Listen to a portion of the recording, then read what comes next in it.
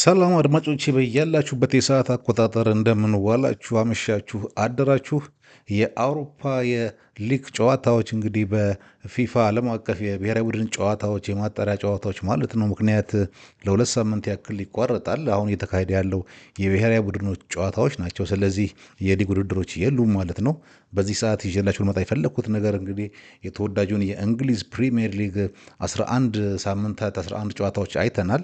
እኔ ይሄ ውድድር ከመጀመሩ በፊት ሊጀመር አካባቢ ማለት ነው የእንግሊዝ ፕሪሚየር ሊግ ምን ሊመስል እንደሚችል በአመቱ ማገባደጃ ላይ እነማን ቡድኖች ይወርዳሉ፣ ማ ቡድን የትኛውን ደረጃ ይጨርሳል እና ማን ዋንጫ ይበላል የሚለውን ግምት ሰርቼላችሁ ነበር። አሁን ደግሞ 11 ጨዋታ እንደመጫወታቸው ያክል ወደ ሩብ አካባቢውን ሄደውታል ማለት ነው እንግዲህ። ስለዚህ የውድድር ዘመኑ ሩብ ከተጠናቀቀ በኋላ በድጋሚ በአመቱ መጀመሪያ ላይ ያደረግኩትን የግምገማ ለመከለስ ተመልሼ መጥቻለሁ። ዛሬ ይህን 11 ጨዋታ በማየት የትኞቹ ቡድኖች ወደ ታችኛው ሊግ ይወርዳሉ፣ እነማን ቻምፒየንስ ሊግ ይገባሉ፣ ማን ደግሞ ዋንጫውን ይበላል የሚለውን ከአሁን ባሉት ጨዋታዎች ላይ ተመስርቼ ቅድመ ግምቴን ለማስቀመጥ መጥቻለሁ። 11 ጨዋታ በቂ ባይሆንም ግን በየ11 ጨዋታዎች ይሄንን አደርጋለሁ የሚል ሀሳብ አለኝ። ከቀጣይ ደግሞ ከሌላ 22ኛው ሳምንት አካባቢ በዚህ ጉዳይ ላይ ተመልሼ መጣ ይሆናል። እንደ መጀመሪያው ግምቴ ቡድኖቹን እያንዳንዳቸውን አንድ በአንድ እዚህ ጋር ባልመለከትም ከወራጅ ቀጠና ሲጀምር ግን ወራጅ ቀጠና ላይ እንግዲህ ገምቸው የነበረው ግምትና አሁን ያለው ሁኔታ ምን ይመስላል የሚለው ነው። ከዛ በፊት ግን በመጀመሪያ ግምቴ ላይ ከግምቴ በላይ ያገኟቸው ቡድኖች እነማን ናቸው የሚለውን ለማየት የኬት አንድሪውስ ብሬንትፎርድ በ16 ነጥብ 12ኛ ላይ የሚገኘውና የሬጂ ሌቭሪስ ሰንደርላንድ በ19 ነጥብ አራተኛ ላይ የሚገኘው ከገመትኳቸው በጣም በላይ አሻሽለው ያገኟቸው ናቸው። በዚህ 11 ሳምንት ጨዋታዎች ከግምቴ በታች ደግሞ የወረዱብኝ ቡድኖች ኖቲንግሃም ፎረስት፣ ኒውካስል እና ሊቨርፑል ናቸው። ኖቲንግሃም ፎረስት 9ኛ ገምቼው ነበር፣ አሁን ግን 19ኛ ላይ ነው የሚገኘው። ኒውካስል እንደዚሁ 6ኛ ገምቼው የነበረው ቡድን 14ኛ ላይ ነው ያለው። ሊቨርፑል እንደውም ለዋንጫው ነበር የገመትኩት። እስካሁን እንግዲህ ኦልሬዲ ሊቨርፑል 5 ጨዋታ ተሸንፎ 8ኛ ደረጃ ላይ ነው የሚገኘው እና እነዚህ ሶስት ቡድኖች ከግምቴ በጣም በታች ወርደው ያገኟቸው ሲሆኑ ብሬንትፎርድ እና ሰንደርላንድ ደግሞ ከግምቴ በጣም በላይ ሆነው ያገኟቸው ቡድኖች ናቸው። በነገራችን ላይ ይሄ ውድድሩ ሲጀመር አካባቢ ገምቼው የነበረውን ግምት ይሄ ቪዲዮ እንዳለቀ የሚቀጥል ይሆናል ወይም ደግሞ በኮሜንት ሴክሽኑ ላይ ሊንኩን አስቀምጫለሁ። ስለዚህ ቅድመ ውድድር ዘመኑ ሳይጀመር በፊት ያደረኩትን ግምት መመልከት ትችላላችሁ ለማለት ነው። ወደ ታችኛው ዲቪዚዮን ማን ይወርዳል ከሚለው ነው እንግዲህ የምጀምርላችሁ። ወደ ታችኛው ዲቪዚዮን ይወርዳሉ ብዬ ቀድሜ ገምቻቸው የነበሩት ቡድኖች ሰንደርላንድ፣ ሊድስ እና በርንሌይ ነበር። ተያይዘው እንደመጡ ተያይዘው ይወርዳሉ የሚል ነበር ግምቴ። ከዚህ አንዳቸው ቡድኖች የሚተርፉ ከሆነ ግን በወልቭስ ወይም በብሬንትፎርድ ኪሳራ ነው ብዬ ነበር። እንግዲህ እንዳልኳችሁ ብሬንትፎርድ ከግምቴ በጣም ልቆ ሄዶ 16 ነጥብ ይዞ 12ኛ ላይ ይገኛል። ወልቭስ ግን እንደገመትኩትም የመጨረሻውን ደረጃ በ18 የጎል ዕዳና በ2 ነጥብ ብቻ ይዞ የሚገኝ ቡድን ነው እስካሁን ባረጋቸው ጨዋታዎች ማለት ነው። አሰልጣኙንም አባሯል ቪቶር ፔሬራን። ስለዚህ ለአሰልጣኝ ተክቷል። ወልቭስ እንደገመትኩት ታችን ያለው። ስለዚህ በወልቭስ ወይም በብሬንትፎርድ ወጪ አንደኛው ይተርፋል ብዬ ነበር። እንግዲህ አሁንም በዛው መሰረት ሄጄ አንደኛው እየተረፈ ያለው ሰንደርላንድ ይመስለኛል። ግን ሊድስና በርንሌይ በመጡበት ተያይዘው ይመለሳሉ የሚል ግምት ነው ያለኝ። 19ኛና 18ኛ ላይ ያሉት ዌስትሃምና ኖቲንግሃም ፎረስት ቢሆኑም ሁለቱም አሰልጣኞቻቸውን አባረዋል። ኖቲንግሃም ፎረስት ኖኖ ኤስፒሪቶ ሳንቶን አባሮ ነው እንግዲህ ሻንዳይችን የቀጠረው። ዌስትሃም ደግሞ ግራሃም ፖተርን አባሮ ኖቲንግሃም ፎረስት ያባረረውን ኖኖ ኤስፒሪቶ ሳንቶን ቀጥሯል። ስለዚህ እነዚህ ሁለት አሰልጣኞች ልምድ አላቸው። ነጥባቸውን 9ና 10 ነው። በርንሌይና ሊድስ ዩናይትድ ደግሞ 10ና 11 ነጥብ ነው ያላቸው። ስለዚህ ኖቲንግሃም ፎረስትና ዌስትሃም ወደ ላይ ከፍ ብለው ሊድስ ዩናይትድ፣ በርንሌይና ወልቨርሃምተን ወንደረርስ ወይም ወልቭስ ይወርዳሉ የሚል ግምት ነው ያለኝ እስካሁን ካየኋቸው ጨዋታዎች። እንግዲህ ለብሬንትፎርድና ለሰንደርላንድ እዚህ ደረጃ መድረስ ወይም ወደ ላይ ከፍ ማለት አንደኛው ዋናው አስተዋጽኦ ያደረገው የቆሙ ኳሶችንና የእጅ ወራዎችንና ቅጣት ምቶችን የሚጠቀሙባቸው ዘዴዎች ናቸው። ከሌሎች ቡድኖች በተሻለ እነዚህ ታች ካሉ ቡድኖች በተሻለ ከእጅ ወራና ከቅጣት ምቶችና ኮርናዎች ጎል ያገባሉ። የኬት አንድሪውና የሬጂ ሌቭሪ ሰንደርላንድና ብሬንትፎርድ ዘንድሮ እንግዲህ የእንግሊዝ ፕሪሚየር ሊግ ወደ 2000ዎቹ ዘመን ተመልሷል ማለት ይቻላል። የነ ሮሪ ዴላፕ ዘመን ተመልሷል። ሮሪ ዴላፕ ካስታውሳችሁት ኳስ በረጅሙ በመወርወር የሚታወቀው የስቶክ ሲቲው ተጫዋች የነበረ ነው። አሁን የሱ ልጅ በቼልሲ አጥቂ ሆኗል። ሊያም ዴላፕ የሊያም ዴላፕ አባት ነው ሮሪ ዴላፕ እና ዘንድሮ ፕሪሚየር ሊግ ወደዛ ዘመን ተመልሷል። የእጅ ወራዎች በጣም በረጃጅሙ ሲወረወሩ እናያለን። ትልልቅ በሚባሉ ክለቦች ጭምር ሳይቀር ይሄንን ለመተግበር ይታያል።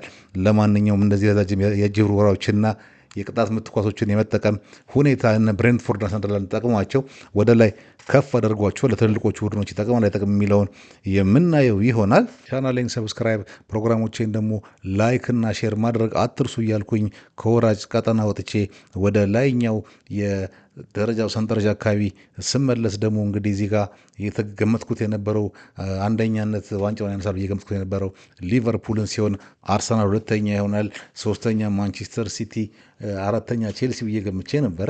እዚህ ጋር እንግዲህ አሁን ብዙ ለውጥ ይታየኛል። ሊቨርፑል በተለይ በመጀመሪያ እንደነገርኳችሁ ከገመትኩት በታች በጣም ወርዶ ነው ያገኘሁት። እስካሁን ድረስ 5 ጊዜ ተሸንፏል። ስለዚህ 5 ጊዜ ከተሸነፈ በኋላ የፕሪሚየር ሊግ ዋንጫን ለማንሳት በጣም ከባድ ነው የሚሆነው። የእንግሊዝ ፕሪሚየር ሊግ ላይ እንግዲህ ብዙ ጊዜ የተሸነፈው ዋንጫ ያነሱ ቡድኖችን እንኳን ብናይ ብላክበርን ሮቨርስ በ1995 7 ጊዜ የተሸነፈው ዋንጫ በልቷል። የዛን ጊዜ ግን 22 ቡድኖች ነበሩ። ስለዚህ 42 ጨዋታዎች ነበሩ። ብላክበርን 7 ጨዋታ ተሸንፎ ዋንጫ የበላበት ዘመን ማለት ነው።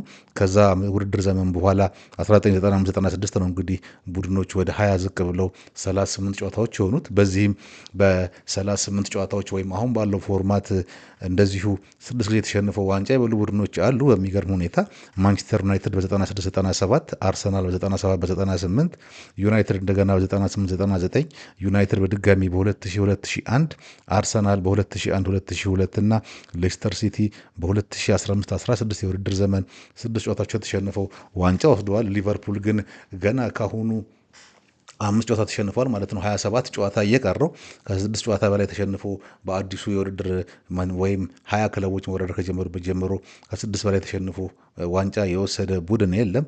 ስለዚህ ሊቨርፑል ዋንጫ ወስዳሉ የነበረኝን ግምት ቀይር ያለው ማለት ነው። በዚህም መሰረት በዚህ ፕሪሚየር ሊግ ደረጃ ላይ እንግዲህ ከታች አሁን ወደ አውሮፓ ይገባሉ ብዬ ማስባቸውን ስዘረዝር አሁን ያለው የደረጃ ሰንጠረዥ አርሰናል አንደኛ፣ ሁለተኛ ማንቸስተር ሲቲ፣ ሶስተኛ ቼልሲ፣ አራተኛ ሰንደርላንድ፣ አምስተኛ ቶተናም፣ ስድስተኛ ቪላ፣ ሰባተኛ ዩናይትድ፣ ስምንተኛ ደግሞ ሊቨርፑል ናቸው።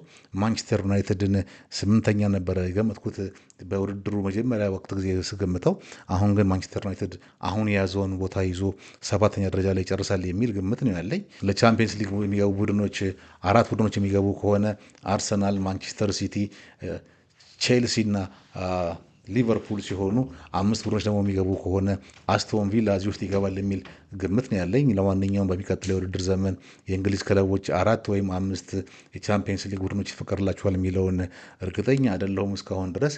ማንቸስተር ዩናይትድ ግን እዚሁ 7ኛነቱን ይዞ በአውሮፓ ላይ ወይም ዩሮፓ ሊግ ወይም ደግሞ ኮንፈረንስ ሊግ ላይ ይሳተፋል ወደሚል ግምት መጥቻለሁ። ስለዚህ ዩናይትድን ከ8ኛ ደረጃ ወደ 7ኛ አምጥቼዋለሁ ማለት ነው ቀድሞ ከነበረኝ ግምት።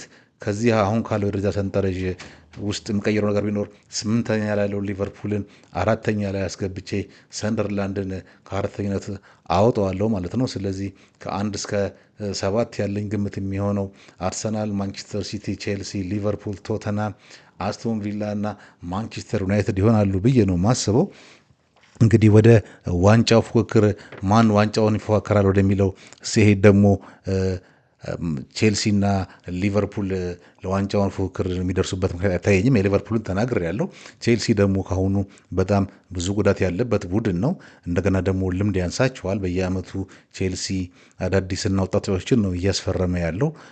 መሪ የላቸውም። በእርግጥ አማካኛቸው ሞሴስ ካይሴዶ በጣም ጥሩ አቋም ላይ የሚገኝ ቢሆንና ኤንዞ ፈርናንዴዝም የዓለም ዋንጫ ልምድ ቢኖራቸውም የቼልሲ ቡድን ግን በየዓመቱ በሚጨመርበት ተጫዋች ብዛት የተነሳ ልምድና ቅንጅት ይጎላቸዋል ብዬ አስባለሁ። ቼልሲ በጣም ጥሩ ነው ብለህ ስናስብ ወዲያው ደግሞ ባልተጠበቀ ቡድን ነው ወርዶ የሚገኘው እና ቼልሲ ልምድ ስለሚጎለው ለዋንጫው አልገምተውም። ሊቨርፑልን ደግሞ ቅድም ባልኳችሁ ምክንያት ኦልሬዲ 5 ጨዋታ ተሸንፏል።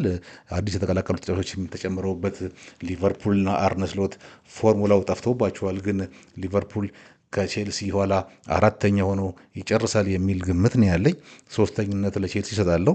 እንግዲህ 2ተኛና 1ኛ ማን ሆኖ ይጨርሳል የሚለውን ማንቸስተር ሲቲና አርሰናል አሁን ያላቸው የነጥብ ልዩነት 4 ነጥብ ልዩነት ነው። ለነገሩ አርሰናል መሪው አርሰናልና እንግዲህ 8ተኛ ላይ የሚገኘው ወይም 9ኛ ላይ የሚገኘው ቦርንማውዝ የሚለየው በ8 ነጥብ ነው። 27 ጌም እየቀረ 8 ነጥብ በጣም ብዙ ማለት ላይሆን ይችላል። ግን ከወቅታዊ አቋማቸው አኳያ ነው እንግዲህ ይህን ፕሮግራም እየሰራሁላችሁ። ስለዚህ ማንቸስተር ሲቲና አርሰናል ያላቸው የነጥብ ልዩነት 4 ብቻ ነው። ግን አርሰናል ጠንካራ የተከላካይ ክፍል አለው። ማንቸስተር ሲቲ ደግሞ ብዙ ጎል እያገባ ያለ ቡድን ነው። እነዚህ ሁለት ቡድኖች አንገት ለአንገት ተናንቀው የሚሄዱ ከሆነ የፔፕ ጋርዲዮላው ማንቸስተር ሲቲ እንዳየ ነው እንግዲህ ሊቨርፑልን 3-0 በማሸነፍ አለው ከዋንጫ ግምቱ አታውጡኝ ብለዋል። ስለዚህ እነዚህ ቡድኖች እስከ መጨረሻው ድረስ አንገት ለአንገት ተያይዘው የሚሄዱ ከሆነ ማንቸስተር ሲቲ ልምድ ይጠቅሟል ብዬ ነው ማስበው። ማንቸስተር ሲቲ ከኋላ እየተከተለ ሲሄድ በጣም ጫናው ከባድ ነው የሚሆነው። የመጨረሻ ደግሞ 10 ጨዋታቸውን ካየን አርሰናልና ሲቲ የሚያደርጉትን አርሰናል ብራይተን ጋር ውጭ ይጫወታል፣ ከኤቨርተን ጋር በሜዳው፣ ከወልቭስ ጋር ውጭ ይጫወታል፣ ከቦርንሞዝ ጋር በሜዳው ይጫወታል፣ ከሲቲ ጋር ውጭ ይጫወታል፣ ከኒውካስል በሜዳው፣ ከፉልሃም በሜዳው፣ ከዌስትሃም ጋር ከሜዳው ውጪ ከበርንሌ ጋር በሜዳው እና የመጨረሻውን ጨዋታ ከክሪስታል ፓላስ ጋር ከሜዳው ውጪ የሚያደርገው ጨዋታ ነው። እንግዲህ እዚህ ጋር ከባድ ጨዋታ የሚባሉት እነማን እንደሆኑ መገመት ይችላላችሁ። እኔ ከሲቲ ከቦርንማውዝ እና ከክሪስታል ፓላስ ጋር የመጨረሻ ጨዋታ ከባድ ጨዋታዎች ናቸው ብዬ አስባለሁ። ግን ደግሞ ከሱ የበለጠ የሲቲ ጨዋታዎች ትንሽ ከበድ ይላሉ። ሲቲ የመጨረሻ 10 ጨዋታዎች ከኖቲንጋም ፎረስት ጋር በሜዳቸው፣ ከዌስትሃም ጋር ውጪ፣ ከፓላስ ጋር በሜዳቸው፣ ከቼልሲ ጋር ውጪ፣ ከአርሰናል ጋር በሜዳቸው፣ ከበርንሌ ጋር ውጪ፣ ከኤቨርተን ጋር ውጪ፣ ከብሬንትፎርድ ጋር በሜዳቸው፣ ከቦርንማውዝ ጋር ውጪ እና ከአስቶን ቪላ ጋር የመጨረሻውን ጨዋታ በሜዳቸው ላይ የሚያደርጉት ጨዋታ ይሆናል። ስለዚህ እነዚህ ሁለት ቡድኖች መጨረሻ ላይ 10 ጨዋታ ሲቀር እንግዲህ አንገት ለአንገት ተናንቀው የሚቀጥሉ ከሆነ ከሁለቱ ቡድኖች ዋንጫው ማን ያነሳል ብለህ ገምት ብትሉኝ ከሁለቱ ቡድኖች ጥንካሬና አርሰናል አሁን ባለው ወቅታዊ ብቃት ጥንካሬ በጣም ከማንቸስተር ሲቲ የላቀ ነው። የተከላካይ ክፍሉ አይደፈርም። በቀደም 2 ጎል እስኪያገባበት ድረስ ሰንደርላንድ ማለት ነው።